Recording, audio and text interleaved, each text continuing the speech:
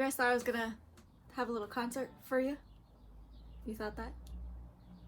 Well, don't go anywhere, because I'm not. I thought if I had the first still as playing the guitar that you would all click on it. So I hope it worked. Happy Tuesday. Got him, as they would say. Welcome back to e-learning.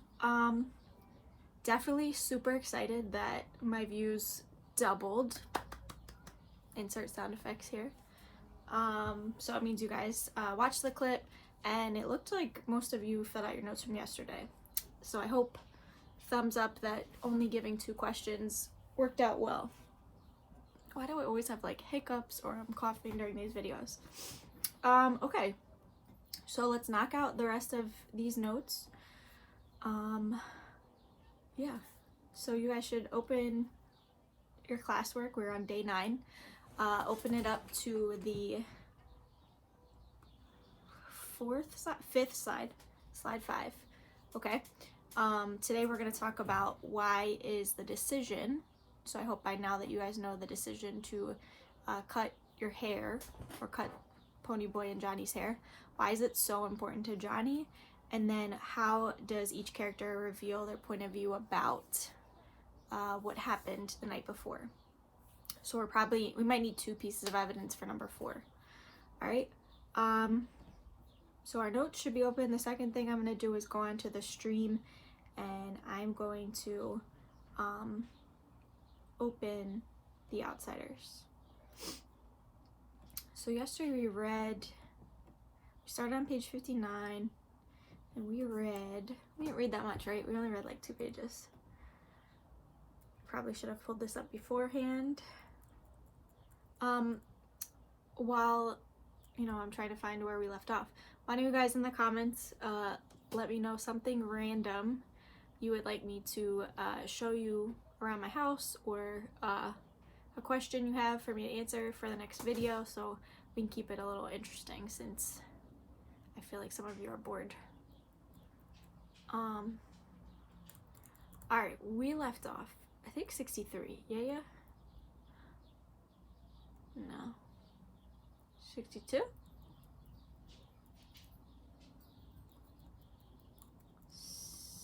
61. Okay. We finished on page 61 last time, so I'm scrolling to the top of 62. So we're gonna read a few pages, and then we're gonna answer 2 questions, and then you guys are done. You also have your exit ticket to do as well. All right, let's get started. You know what I skipped before we start to read? You should pause the video. You guys are gonna get sick of me saying this. And study your words, study your vocab.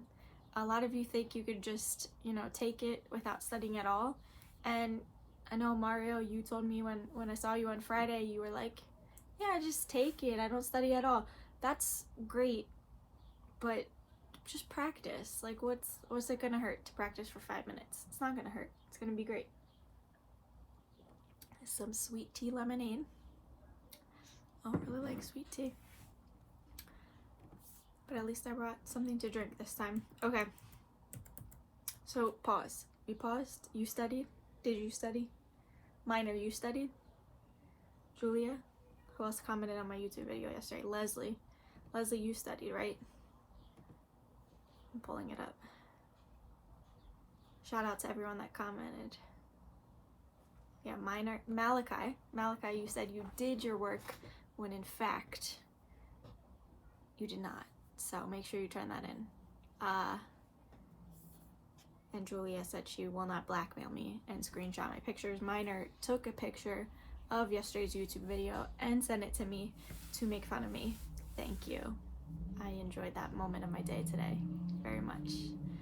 And Leslie just said a big, she said hi, and I appreciate that. All right.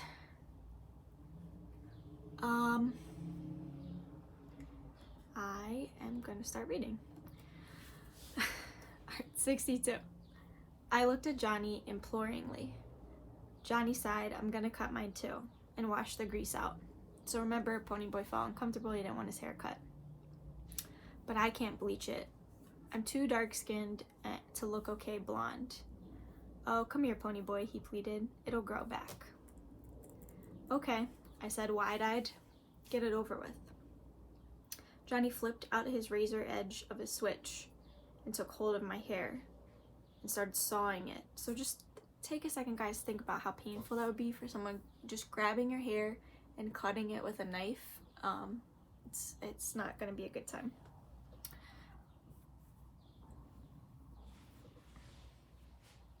I shuddered, not too short. I begged, Johnny, please. Finally, it was over. My hair looked funny, scattered all over the floor in tufts. It's lighter than I thought it was, I said, examining it. Can I see what I look like now? No, Johnny said, slowly staring at me. We gotta bleach it first. Sounds like a quarantine haircut.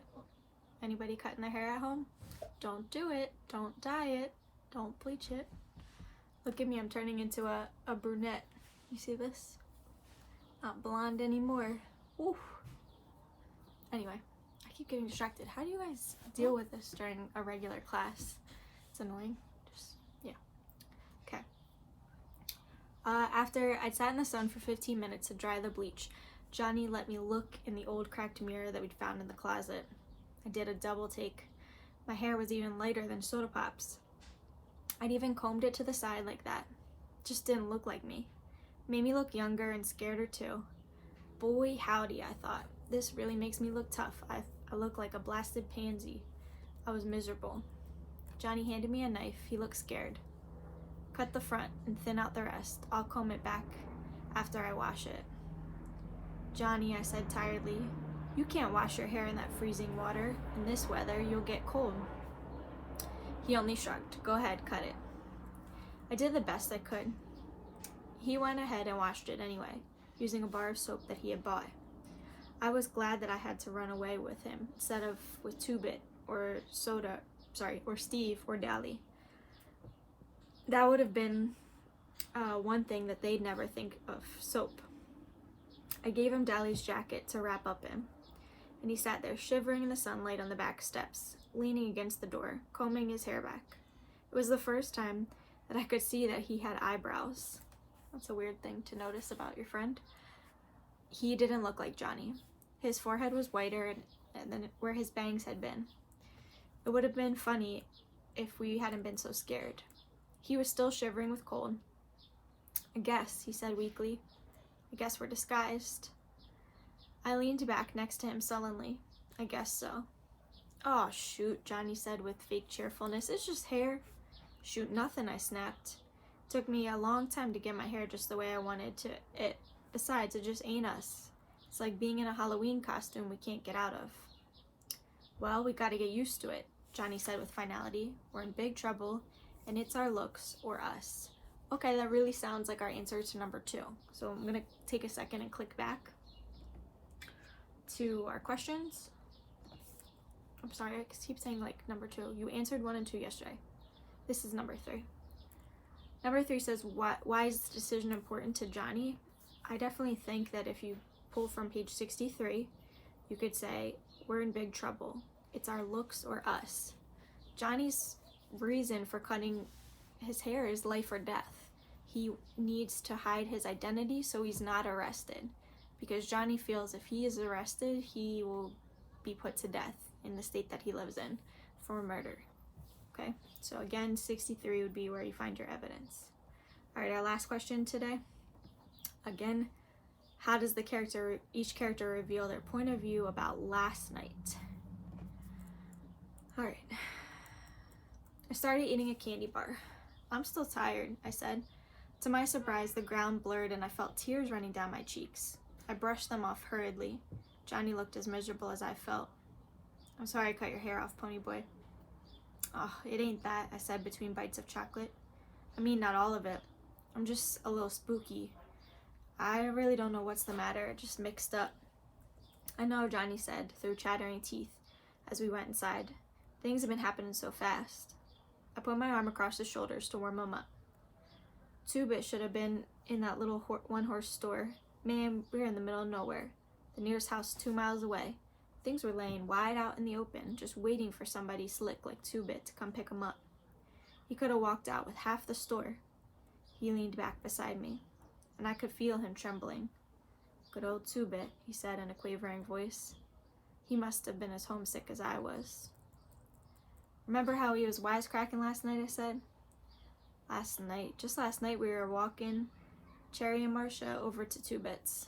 Just last night we were laying in the lot looking up at the stars and dreaming." "Stop it," Johnny gasped between clenched teeth. "Shut up about last night. I killed a kid last night." So this is where we're going to get our answer to 4. This is page 64. So at the top, Ponyboy's point of view about last night is he's remembering the good moments. He's remembering hanging out with 2-Bit. He misses his friend. And he's remembering getting to meet and talk to the girls. So that's your evidence. Johnny's point of view is here. He killed a kid last night. That's his point of view. "He couldn't have been over 17 or 18 and I killed him. How'd you like to live with that?" He was crying. I held him like Soda had held him the day we found him lying in the lot. "I didn't mean to," he finally blurted out, "but they were drowning you and I was so scared." He was quiet for a minute. There sure is a lot of blood in people. This quote is something you guys could use on your exit ticket. The author shows us a lot of little moments of friendship. Johnny being cold when he's washing his hair, and Ponyboy trying to make sure he's warm and safe, right? Johnny going to the store to make sure he buys soap and food and a book that he knows his friend will love.